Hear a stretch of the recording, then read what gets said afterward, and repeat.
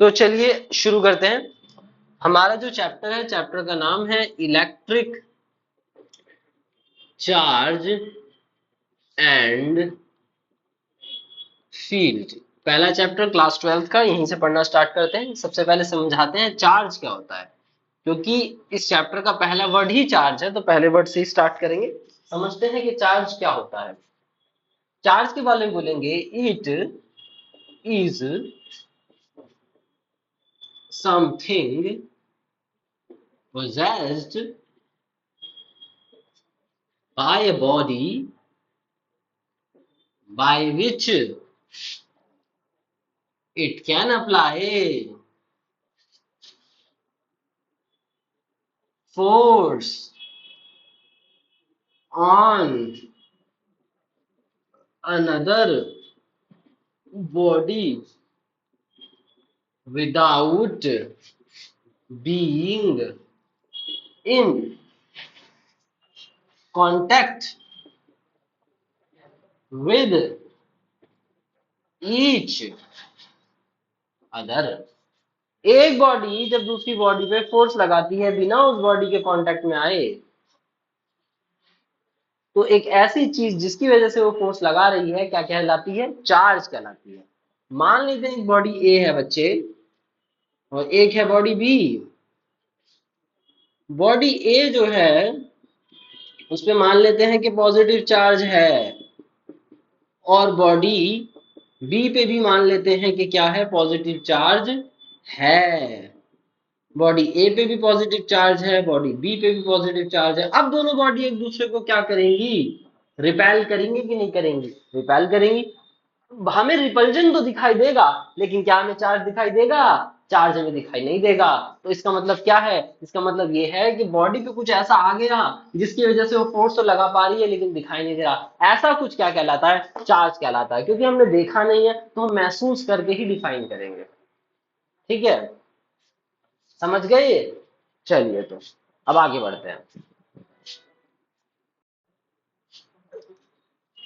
हाँ जी, तो बात करते हैं टाइप्स ऑफ चार्जेस की। टाइप्स ऑफ चार्ज, चार्ज कितने टाइप का होता है? तो देखिए, सबसे पहले एक साइंटिस्ट है हमारे जिन्हें माना जाता है डिस्कवरर ऑफ चार्ज। वो भाई साहब जो थे हमारे, उनका नाम था बेंजामिन। कौन था? Benjamin Franklin, sir Benjamin Franklin. समझे?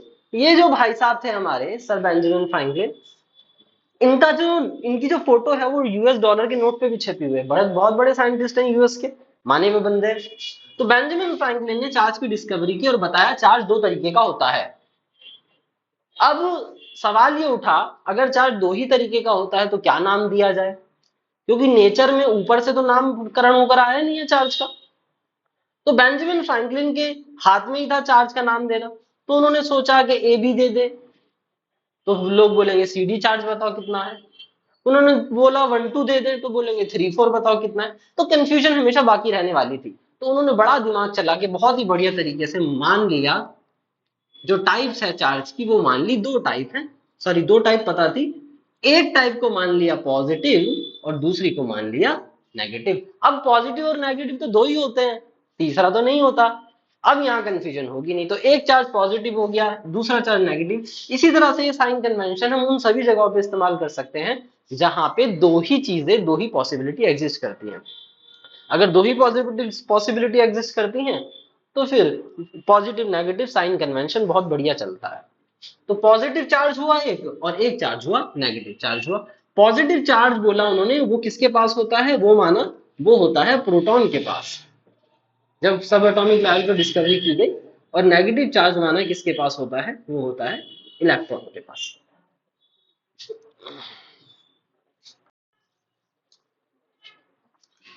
अब जो हमारा नेक्स्ट क्वेश्चन है वो ये है, वेयर चार्ज एग्जिस्ट। चार्ज कहां पर पाया जाता है? चार्ज कहां पे पाया जाता है, ये हमारा नेक्स्ट क्वेश्चन है। कि ये चार्ज होता कहां पे है, तो हम बोलेंगे charge is present in the atom.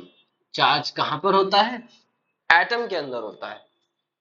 Atom की बात करते हैं, एटम जो है उसके अंदर दो टाइप का चार्ज होता है, एक negative charge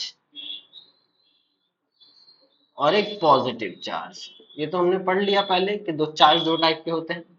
negative charge poses जो करता है सब एटॉमिक पार्टिकल, उसे क्या कहते हैं, उसे कहते हैं इलेक्ट्रॉन। और पॉजिटिव चार्ज जो पोजेस करता है सब एटॉमिक पार्टिकल, उसे कहते हैं प्रोटॉन। प्रोटॉन पे पॉजिटिव चार्ज, इलेक्ट्रॉन पे negative charge. Total charge in the atom क्या है, टोटल चार्ज इन एटम जो होता है वो हमेशा जीरो होता है। क्यों, because number of electrons are equal to number of protons in every atom. Atoms are electrically neutral. Nature में हर एक एटम कैसा है, इलेक्ट्रिकली न्यूट्रल है। एटम के अंदर जितना प्रोटॉन होता है, एटम के अंदर उतना ही इलेक्ट्रॉन होता है। जितना नेगेटिव चार्ज होता है उतना ही पॉजिटिव चार्ज होता है। तो तुम बोलोगे फिर सर फिर भी हमें ये तो पता चल गया कि चार्ज पाया कहाँ जाता है, लेकिन ये कैसे पता लगेगा कि चार्ज किसी बॉडी पे चार्ज क्यों आया, तो बताएंगे, बताते हैं। तो बात वो चार्ज की नहीं हो रही है, फिर बात हो रही है नेट चार्ज की। नेट चार्ज कहां से आता है, तो जरा देखते हैं। तो देखो नेट चार्ज आने का जो रीजन है वो होता है ट्रांसफर ऑफ इलेक्ट्रॉन। कौन है वो रीजन, वो जो रीजन है वो है ट्रांसफर ऑफ इलेक्ट्रॉन। इलेक्ट्रॉन का ट्रांसफर है वो रीजन, समझे। तो देखिए जरा कैसे होता है, ध्यान से समझेंगे। तो देखिए मान लीजिए पहले सवाल ये उठता है कि इलेक्ट्रॉन का ही ट्रांसफर क्यों, प्रोटॉन का ट्रांसफर क्यों नहीं। आप इलेक्ट्रॉन के ट्रांसफर की बात करते हैं तो प्रोटॉन की भी बात करिए। फर्क है बच्चे, फर्क है, बहुत बड़ा फर्क है।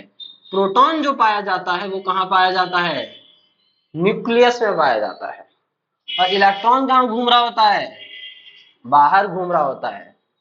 प्रोटॉन जो न्यूक्लियस के अंदर है वो कैसा है, टाइटली बाउंडेड है। कैसा है, टाइटली बाउंडेड, बहुत ही अच्छे से जकड़ के बंद किया हुआ है उसे, उसे छोड़ने का मन नहीं कर रहा है।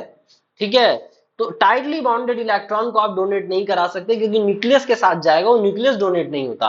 लेकिन इलेक्ट्रॉन्स क्या हैं, इलेक्ट्रॉन्स तो फ्री हैं, वो तो कहीं भी जा सकते हैं। उनका जो अट्रैक्शन है वो कोई इतना खास मजबूत नहीं है। इलेक्ट्रॉन तो डोनेट होते हैं। 11th में पढ़कर आए हो आप लोग आयनाइजेशन एंथैल्पी। क्यों आयनाइजेशन एंथैल्पी क्यों पढ़ते हैं, क्योंकि इलेक्ट्रॉन डोनेट होता है, आयनाइज होता है एटम, इसलिए। तो इलेक्ट्रॉन फ्री है वो डोनेट हो सकता है, प्रोटॉन फ्री नहीं है वो डोनेट नहीं हो सकता, ये रीजन है। अब तुम्हारे मन में एक सवाल आ रहा होगा कि सर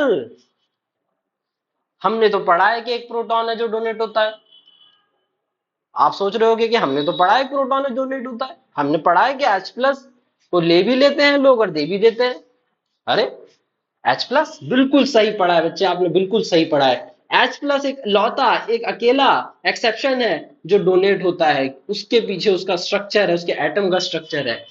हाइड्रोजन में सिर्फ और सिर्फ, वो भी प्रोटियम के अंदर, प्रोटॉन जो है वो अकेला होता है, न्यूक्लियस के अंदर होता है, न्यूक्लियस नहीं होता।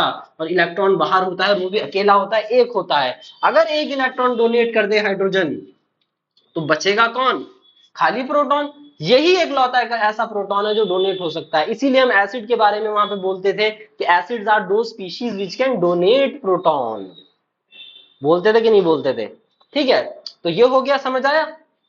तो H प्लस को छोड़ करके कोई प्रोटॉन दुनिया में नहीं है जो डोनेट होता हो, सारे के सारे इलेक्ट्रॉन है जो हमेशा डोनेट होंगे। और इलेक्ट्रॉन के ट्रांसफर से नेट चार्ज किसी बॉडी पर आएगा। एक एग्जांपल ले लेते हैं, एग्जांपल समझते हैं।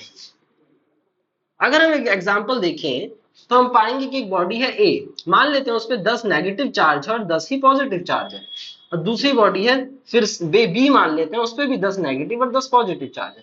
अब हमने मान लिया कि 5 इलेक्ट्रॉन यहां से यहां कूद गए या कूदा दिए गए, इधर से इधर ट्रांसफर कर दिए, तो क्या होगा, तो हम पाएंगे जो इस पे अगला चार्ज आ जाएगा, इस पे 5 चार्ज की कमी होगी, तो इसका चार्ज 10 माइनस से घट के 5 माइनस हो जाएगा और इसका 10 प्लस ही रहेगा क्योंकि प्रोटॉन तो डोनेट हुआ नहीं। इसी तरह से इधर भी देखिए।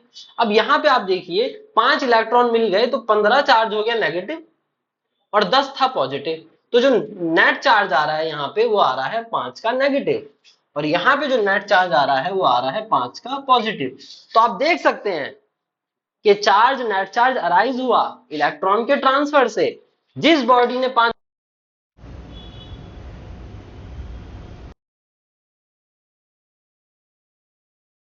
दिए उस पे पॉजिटिव चार्ज आ गया, आना भी चाहिए, और जिसने लिए उस पे नेगेटिव चार्ज आ गया। बस इतना सा ही है।